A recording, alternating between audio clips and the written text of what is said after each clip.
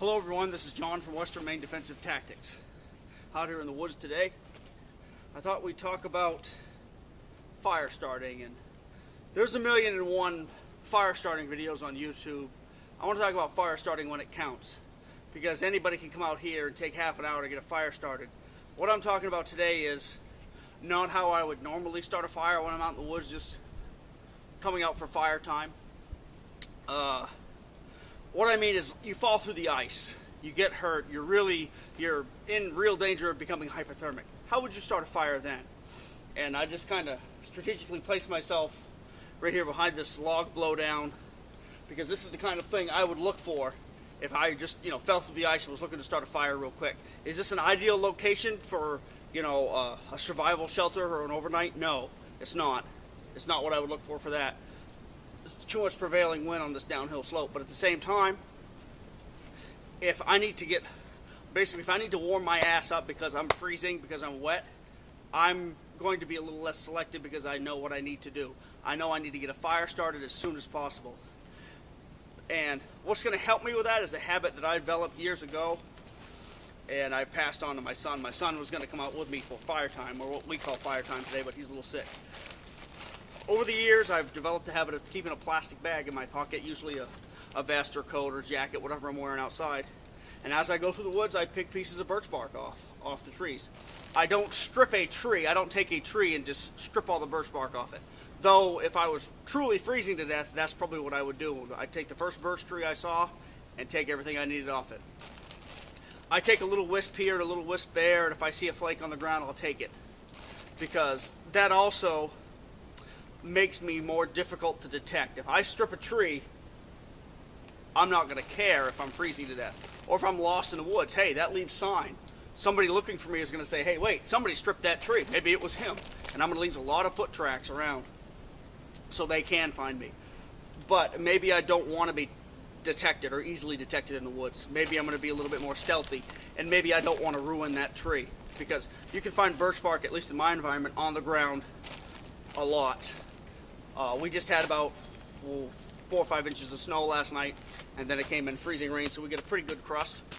So you're not going to find birch bark unless it just fell last night and it's still sticking up. But that's the beauty of birch bark. It'll still fire up when it's wet. But let's get started. I'm not going to talk much. I'm just going to get it done. Just like I would if I was truly trying to start a fire in a more serious situation. And I'm hoping I don't cut my head off. I apologize if I do, but I'm just going to go through it and get it done.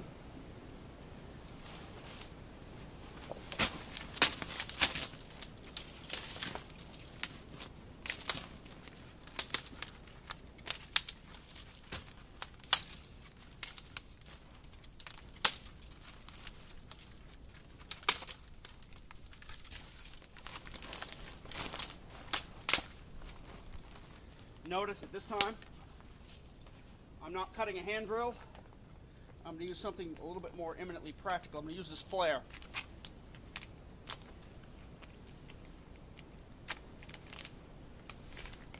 I keep 1 or 2 of these inside every outdoor garment I have. And as you can see, I just had to pull open the, vacuum sealing. So, light the flare, set it down, start stacking wood around it. You can't just throw it down on the pile of wood, it'll go out.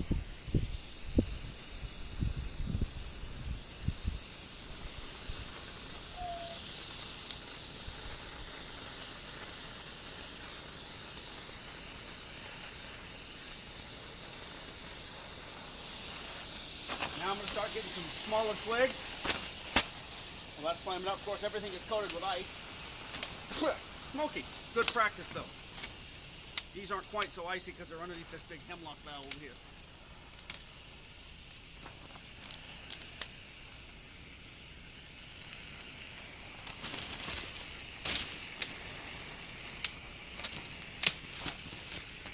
I got plenty of fuel right around me, so I'm not worried about leaving my fire.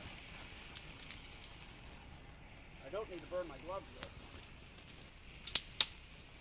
Notice that all this fuel breaks with a snap. That's how you know it's good firewood. It's good and dry. And also the advantage of this flare is, even if your wood is a little damp, that smoke is nasty. Even if your wood is a little bit damp, that flare will help dry it out. You do got to coax it a little bit into existence.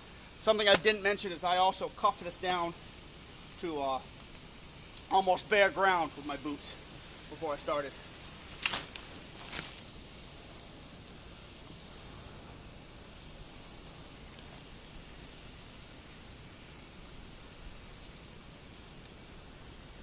These flares burn for a few minutes. As long as they don't tumble down the hill, we're going to be fine.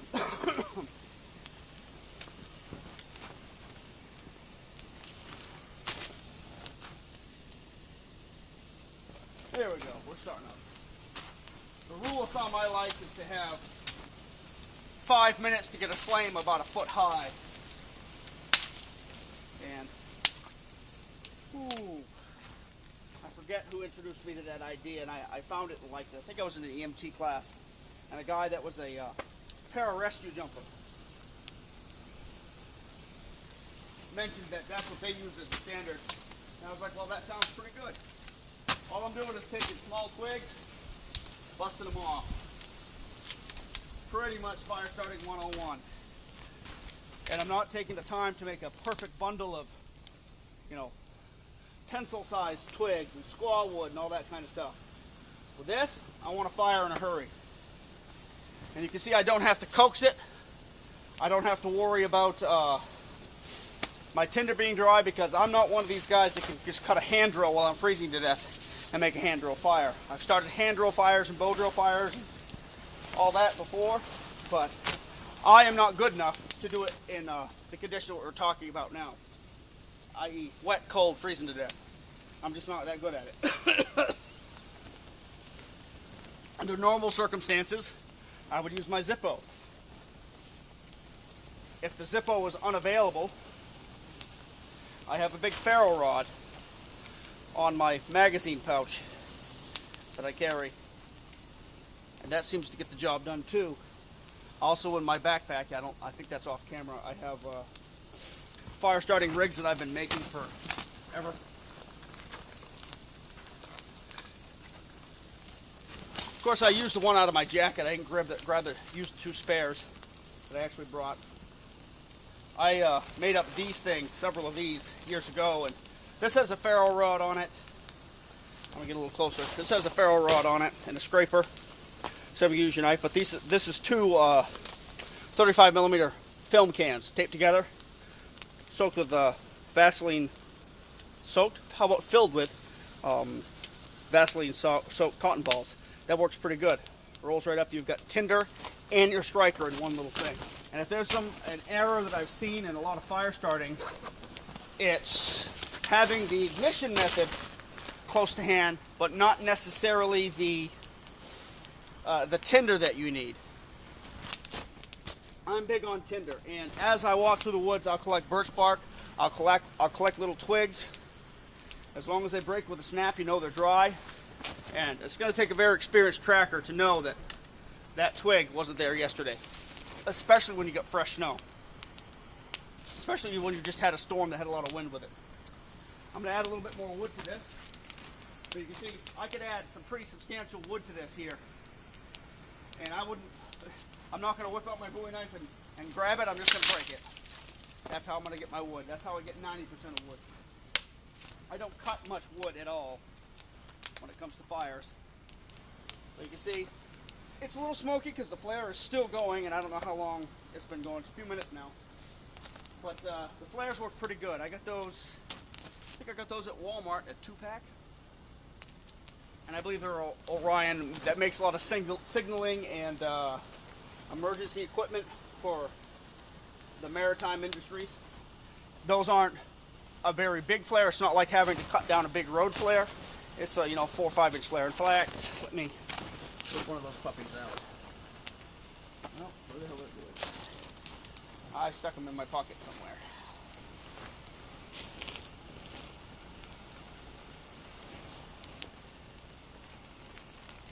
Here they are. They come in a 2-pack. They run about $5. great. But the problem is with these, they're not waterproof. That's why I vacuum seal them and keep them in my jacket or my vest. Another thing I have in my vest is a heat sheet. Paired up with this, and maybe a candy bar or something like that. It's not going to be luxury, but at least you'll be alive. And those are the things I have in, like my hunting coat, this vest. I wear the hell out of this vest in the winter. But you can see that's burning pretty clean now. I could keep stacking up wood on it, but I don't really need the fire right now, so I'm just going to let it burn down. But when it's, again, fire starting when it counts. Yeah, this video is off the cuff. I'm not going to reshoot it. So if I'm stepping on my tongue and all that kind of stuff, you have to forgive me. But I wanted to mention that because I run into people who are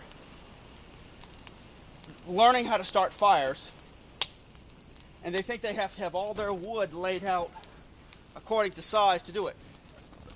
And that's not a bad way to do it, but at the same time, they have to understand that that is how somebody taught them to start a fire. That's not necessarily how you do it. Is what I just did how I would really start a fire? Well, sort of, kind of, because I've started fires since I was little. I've been a pyromaniac or a firebug, however you want to say it, since I was pretty young.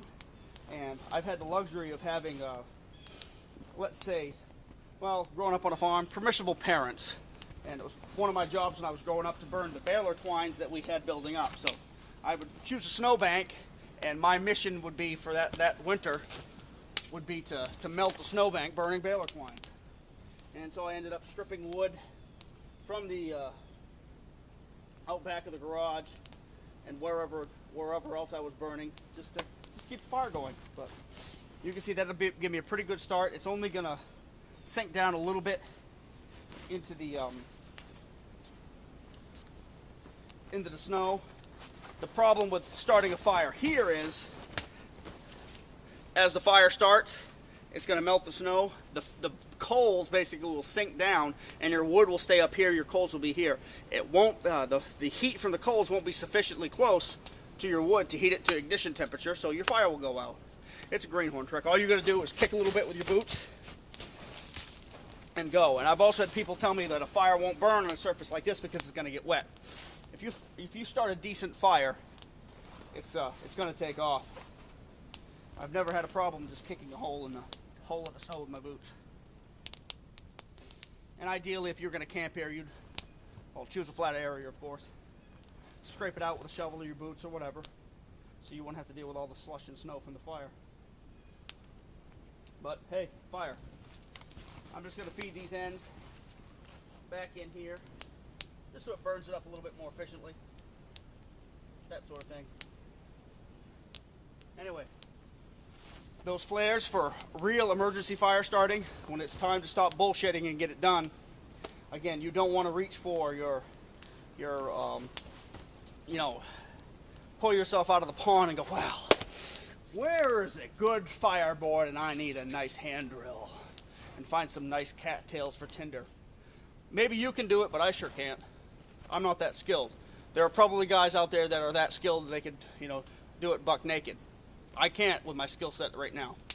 But I can sure as hell make sure I have what I need as far as flares, a lighter, ferro rod, and flint and steel. Flint and steel is actually, traditional flint and steel, not a ferro rod, is actually quite reliable as far as a fire starter, especially if you're using charred materials.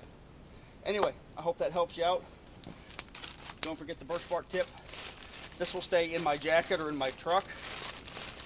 I'll probably make a little packet, because now that I've collected this and not used it, I'll hang on to it. And in my area, birch bark is my primary go-to fire starter because it's all around me. In your area, you may not have it. When I was in Southern California, I would collect yucca stalks. Even when it was in, what I call monsoon season out there, you could pull an old dried yucca stalk away, or leaf away from the stalk, and it would still be dry and fibrous in there. And that's what I would use when I was there. But there's something in every environment that I've ever been in that is good for fire starting.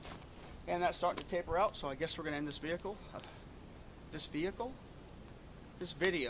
Messing up some speech today. Anyway, hope you got a kick out of it, and you get to see a little bit more scenery than I usually show. At least it's not my bench, right? Alright, I'm going to sneak around this tree and cut it off. Take care, and have a Merry Christmas. This is Christmas Eve.